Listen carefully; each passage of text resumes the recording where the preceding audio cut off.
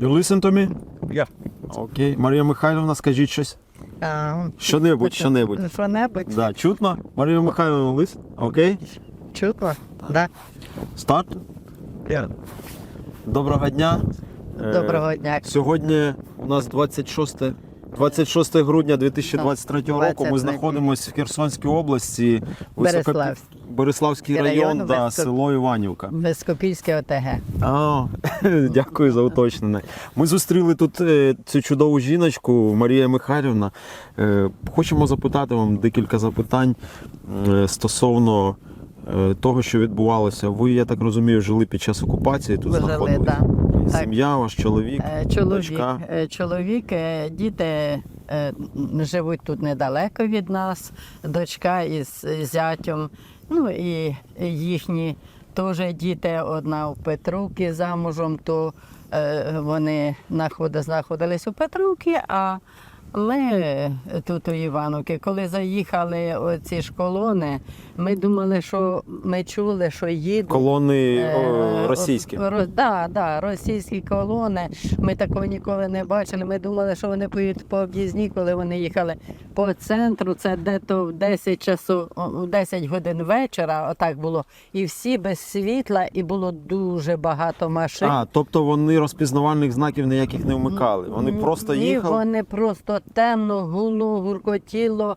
Це страшне, вони їхали через село, вони їхали. Було страшно. Тоді вони хотіли прямо на Кривий Ріг вроді поїхати. Тобто вони просто в них заплановано, мабуть, було пройти через ваше село? Через село. А там вже мости позривали, вони остановилися в степу. І тоді вони вже остановилися в нашому селі. Це було,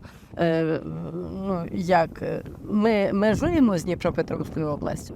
І вони тут у нас як окопалися, то це було дуже довго. Вони в нас були більше як півроку тут.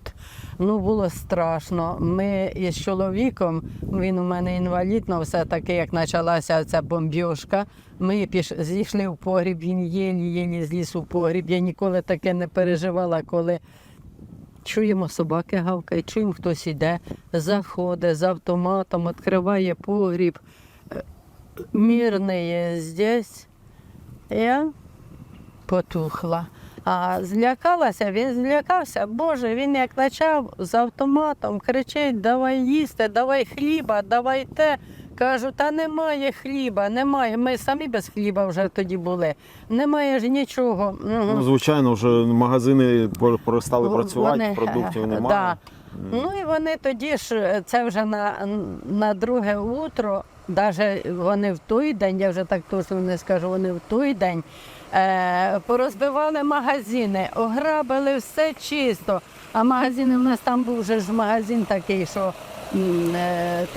торгували вони цими ж алкогольними напоями. Вони вигребли ті напої, вони повигрібали все, магазини розбили.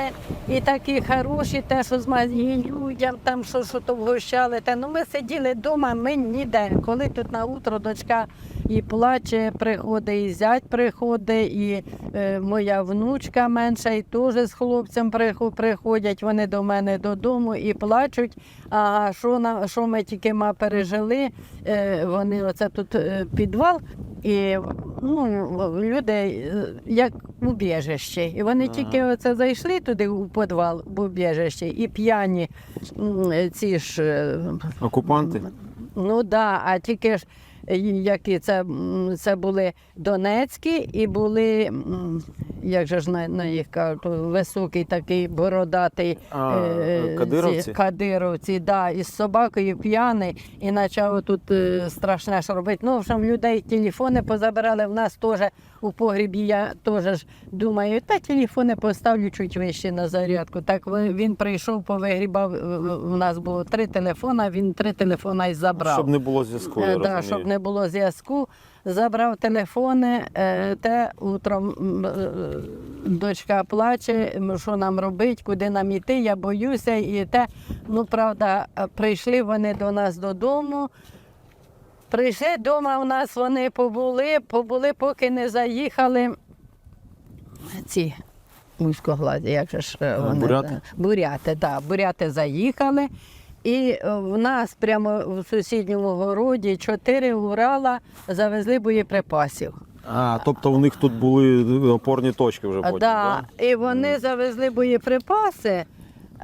Дочка каже, ма, я тут не буду, не дай Бог, оце зірветься все, нас тут взагалі не буде. Давайте десь іти куди-небудь, куди, якби тільки тут не у вас. У нас вдома ж і корова, і в дочки 2 корови було, і кури, і качки, і гуси, все. Ой, А це повипускали. вибухи зараз часто тут вибухають? Часто буває. То ми жили, та вони, правда, ж вирили в краю города в сусідів, вирили танк заховали. Тоді у цьому городі, слідуючому, зенітку заховали. Ага, бігають, лазять по криші, провода чіпляють, зв'язок шукають. Так ми зійшли з дому, порізали коров, повипускали птицю та пішли до брата мого, там він трошки далі живе, пішли в підвал, бо в їх підвал топився, а вже їхня то ви там переховувалися? Так, ми переховувалися. А скажіть, що з вашою скотиною? От ви повідв'язували корови, все? І все, ми ходили, вони ходили, це мою корову ранило, і вона кров'ю стекла. Вона кров'ю стекла, тут же ж бої йшли. Тут таке було те. А тоді вже на Пасху ми вирішили вибратися від ціля, виїхати. І вирішили через Миколаївку виїхати, так як там наші вже стояли 1,5 кілометра. А це ви коли прийняли рішення виїхати, ще воно окуповане село було, і тут росіяни ще Так, а тільки... І яким чином це відбувалося? Це люди якось так, оце Зарічне, воно ж там від нас ось через річку, то наші війська стояли. І люди пробиралися тишком-нишком туди через річку. Міст був, оце не кладка така, що це газове йшло. А люди через кладку ходили, і тоді по їх приїжджали наші солдати, приїжджали наші хлопці, теж оці, що фермери допомагали людям виїжджати, допомагали людям виїхати. А ми не могли, бо треба було, в мене чоловік інвалід, треба було то ми вирішили через Миколаївку, нас вивезли так і чим тільки не вивозили, щоб через Миколаївку ми виїжджали, то ми теж, Боже, така грязь була. Ми півтора місяця ми хліба не бачили. Ми взагалі хліба не бачили. Тут такі бої, було дуже страшно. Доброго дня. Доброго дня. Як ми приїхали, вже в Широку приїхали. Я глянула, а ми ж не привичні до такого. Ми вдома сиділи отак в забор, у Рощілинку подивити, тільки зетки, тільки Урали. Вони ж у нас повигрібали в людей машини, позабирали, в кого мопеди, в кого оце ворота познімали. Тобто весь транспорт вони просто забирали? Вони забирали, і було таке, яка не їздить машина, вони танком розрівнювали і собі бліндажі накривали. Оце яких накривали. Автомобілями? Да. Тобто вони танком їздили по авто, робили з нього бляшанку і нею накривали. Тоді на фермі вони багато познімали, там фермери зерно держали. Вони познімали оті желізні ворота, теж укриття собі робили. А корови багато, коров було в людей, щоб було по 30 голов скота. І весь скот оцей блукав по... А скажіть, що вони їли? В них було продовольство в окупантів? Чи вони просто що забирали в людей? Як? Вони ж по погрібах, воно ж люди вже почали виїжджати потрошки. Хто як пробереться, а вони по погрібах, хочеш ти чи не хочеш, однак воно зайде і забере. То що воно йде з автоматом. З автоматом, я вас розумію. А як тільки людина виїхала, тут ще були наші такі, я не буду уточняти, бо я не знаю хто. Колаборанти? Були, які тільки виїхали. Відкіль вони знають оці кацапи, відкіль вони знають, яка людина виїхала. Тут мигом уже тільки ті вийшли, ці вже під'їхали, вони грабили, деяка багатша хата, що там А виїжджали як? Ви вночі виїжджали, чи вдень, чи ви з ними домовлялись, чи когось ставили? Ні, в досвіта вони ще сплять. Тобто, щоб вони не бачили, не знали? це все? Звісно, а тоді вже якось так воно ж йде поміж людьми. Люди виходили в досвіта, вони якось до 7 утра, отаку до 7:30 тишина. То люди тікали якісь здоровіші на велосипеди та через річку, воно ж тут недалеко через річку, та й виїжджали потрохи, а хто через Миколаївку, а хто пробирався, заховав машину та десь машиною виїхав. Я зрозумів. Тобто будь-якими шляхами і можливостями тільки втекти. Скажіть, будь ласка, оце що руйнування, це вже коли бої йшли, коли їх виганяли, чи вони якісь руйнування робили? Чи будинки я бачу. Я вам хочу сказати, вони спеціально, мабуть, лякали людей. Ага. Вони отам, де сосни, оце на горі, вони там бліндажі поробили, їм усе було... звідтіля стріляли? Звідтіля було видно. І відтіля вони були у Шовковиці, отам на горі, вони були у нашого фермера, жили, у Шкуропата на горі, вони жили, Машдвор, там двохетажне здання, вони там поселилися, їм видно повністю, відтіля їм повністю видно все село. Тобто, ви хочете сказати, вони приходили, по дворам ходили, забирали, що їм потрібно, автівки, мобілки, їжу, забирали все. Потім вони виїжджали по своїм позиціям і стріляли сюди? Звісно. І кажуть, це ваші стріляють, це не ми, це ваші стріляють. Ось у кафе, ось було у нас таке хороше кафе, я не знаю, скільки там прильотів було. Воно ж літало від тіля, сосен літає. Це ваші. Коли теж ми тільки вибралися, це я навіть не можу сказати,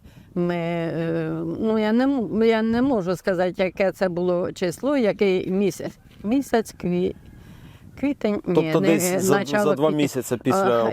Якось отаково, ми як вибралися до брата, і в ту ніч ГРП бахнули. В нас оце одне і друге оте ГРП.